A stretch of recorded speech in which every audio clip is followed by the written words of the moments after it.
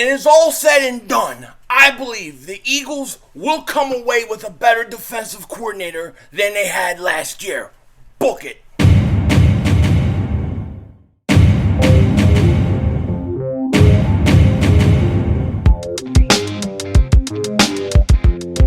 Dallas still stinks. Yo, by the way, King Dingbat here, and hope everybody's having a great day. Hope you guys are doing well. Hope you're hanging in there. Just do me a favor. Mark this down. Record it. Use your Go Record. Whatever you have to do. Remember this, what I'm about to say.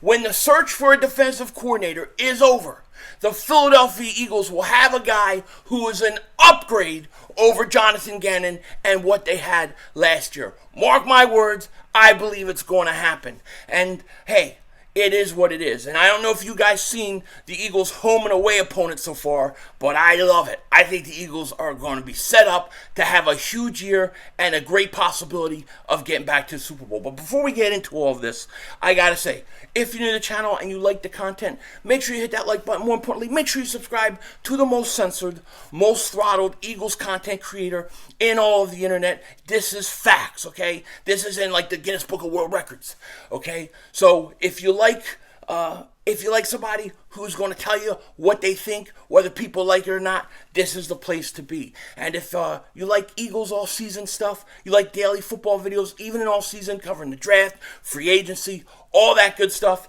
you are in the right place. Hit that subscribe button. And if you've been subscribed for a while, all I ask is just double check. Double moonwalk check. Make sure you're still subscribed. YouTube has been doing weird things with my subscriber base lately. I always know this because a bunch of different signs and things happen. The main one of those is I get a lot of emails and DMs telling me things are going on. So just double check. But thank you guys for all the support you give. I really have the best subscribers in the internet, on YouTube. I really believe that, man. The most loyal. Even the trolls are loyal. So thank you guys so much for all the support. Now, I'm going to jump into this. It's been quite a long week for me. As you can see, I'm finally home. I'm back from Florida. Got in late last night. I've barely slept, and maybe slept a half hour. So I'm just exhausted today. I'm going to rest today, have this video out. I'll probably have one video out tomorrow. Going to rest tomorrow. And then come Wednesday, boom, we're full throttle, multiple videos a day, all season activity. So look for that. But really, to me, the big story right now is the Eagles trying to find a defensive coordinator. We know what they're going to do at the offensive position. But the question is, what are they going to do defensively? And I think one thing is safe to say is, if you listen to the candidates that they've mentioned and people that have been brought up, all of them seem to be more aggressive than Jonathan Gannon. They all seem to like the blitz a little more than Gannon. I'm not saying they're the opposite end of the spectrum. Like, you have Jonathan Gannon over here with the blitzing and aggressiveness. You have Philly 500 over here. Okay, so I'm not saying they're as far as I am. They're not going to come in and run the 46 defense like the Buddy Ryan days.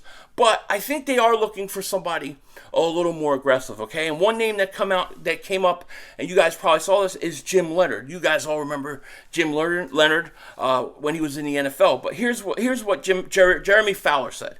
The Pound Eagles, not #Pound, have interviewed former Wisconsin defensive coordinator Jim Leonhard as they look to fill their DC defensive coordinator job, per league source. Leonhard was a 10-year safety who is respected highly in league circles, okay?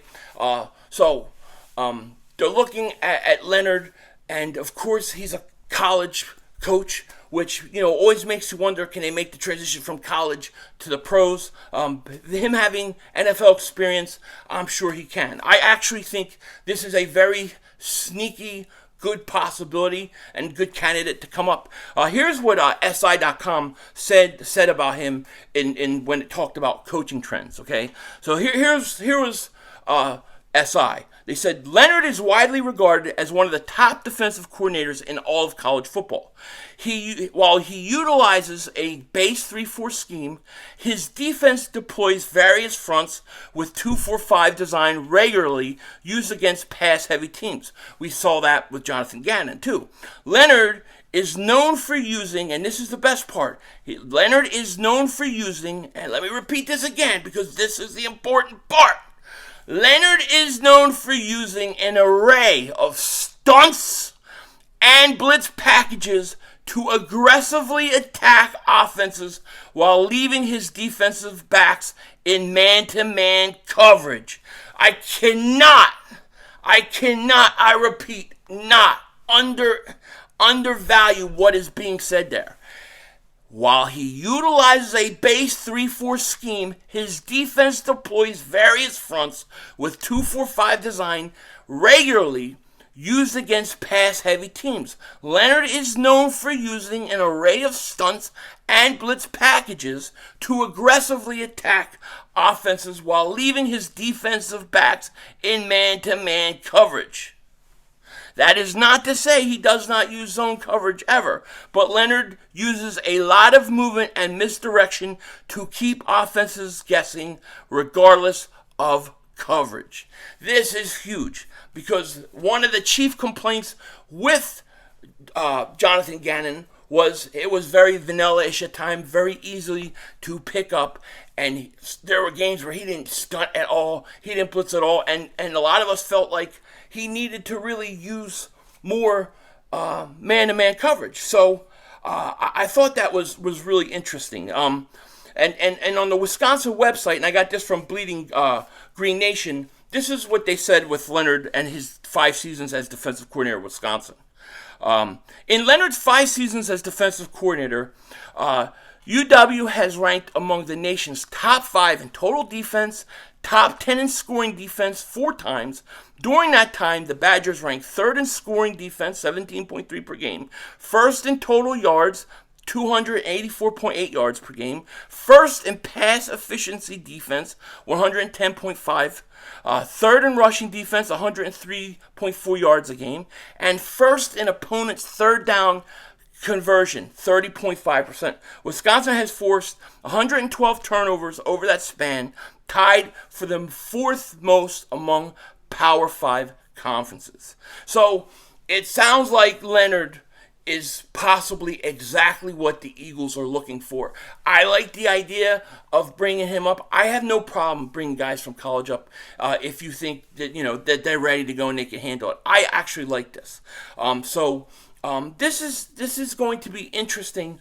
We'll see how it plays out. There's still other things going on, obviously, in terms of defensive coordinator, but I think that this is a good possibility. I like what I've read and heard about him, and we'll see what happens. We can't forget Vance Joseph. A lot of talk about Vance Joseph. Well, Vance Joseph is finally going to conduct his interviews with the Eagles this week on 2 different days. Mike Cliff says, Philly has made some defensive coordinator interview adjustments. Per source, Vance Joseph will interview via Zoom with the Eagles on Wednesday and again via Zoom on Thursday with GM Howie Roseman and owner Jeffrey Lurie. Meanwhile, Joseph and Rex Ryan remain in the hunt for Broncos defensive coordinator jobs. I got to tell you, I think that the fact that Rex Ryan isn't even mentioned is a bummer to me. I would like Ryan to be considered too. Leonard, I got to tell you, I'm a little excited about what I've heard and read about Leonard. But more importantly, I'm excited at the fact that I think the Eagles are knowingly trying to be more aggressive. They know they have to get more aggressive and be more aggressive, and they're doing it. And like I said, it doesn't have to be to Philly 500's extreme, but they definitely need more aggressiveness. Speaking of aggressiveness, it sounds like the Eagles also really tried to keep Jonathan Gannon. According to Jonathan Gannon, he turned down more money that the Eagles were offering him than the Cardinals were to stay as defensive coordinator. So he wanted to go, and I'm totally okay with it. So it's going to be interesting to see what happens. There are more guys, obviously, that they're interviewing and things like that. But I like what I heard about Leonard so far. I like what I heard about Joseph. I like the philosophy. You got to be more aggressive, no doubt about it. Now, the other thing I want to talk about really quick with you guys, and this will mean more in May when we get the actual schedule out. But here's a first look at the Eagles' opponents for 2023. How the schedule is going to fall out, we don't really know yet. But so here are the Eagles' home opponents. They got, of course, the Giants, Washington, Dallas. Of course, they play them because they're division. But they also play at home against Buffalo. They play at home against the 49ers. They play at home against Minnesota, Arizona, and Miami, okay?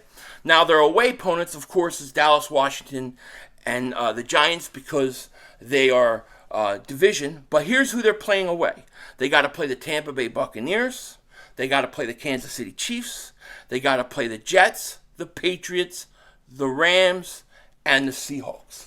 Now, here's what I'm going to say to you about this schedule so far, okay? When I look at this schedule, the hardest games the Eagles have, for the most part, 2 of the 3 hardest games that they have next year are at home. Okay, Buffalo, the 49ers, and then you could probably, not counting division, but you could also maybe say Miami with their ability to score. Vic Fangio would come back, but those games are at home.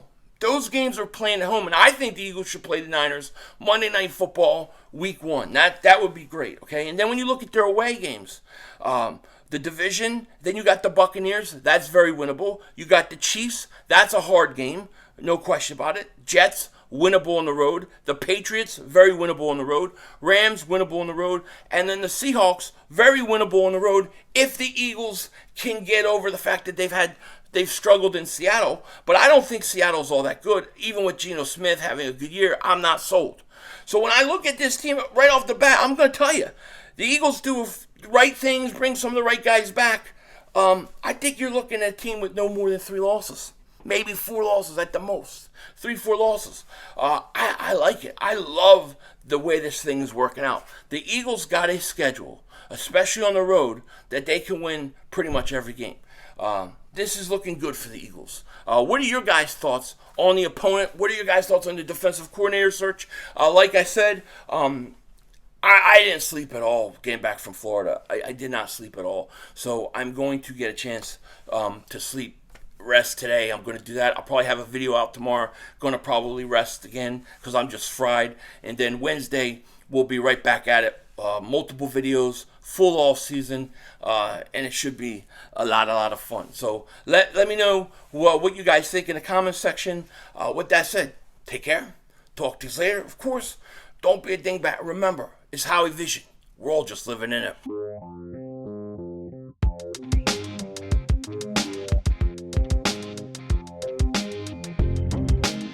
So it was pretty interesting, like I was sitting in the Orlando airport yesterday, and listen, let me tell you, I don't understand what's going on with the Orlando airport, but they don't put their air conditioning on. There's no air conditioning. It was stifling hot in there. People were all fanning themselves with their tickets. I think somebody passed out. They had paramedics come in for a while to check up on them. It was so hot, ridiculously hot in Orlando.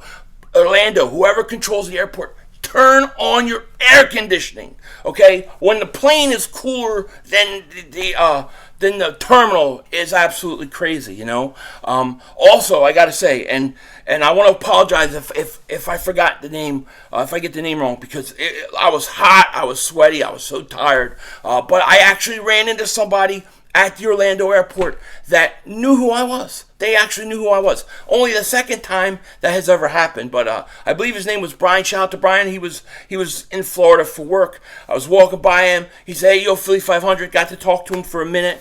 It was cool. I apologize. I looked so crappy. I was hot and sweaty. It was just brutal. But I believe his name was Brian, subscriber, and I just wanted to give him a huge shout out and thank you, for coming up to me and let me know you knew who I was. I thought that was kind of cool, and I appreciate it. And I think his name was Brian. If I'm getting it wrong, I'm sorry.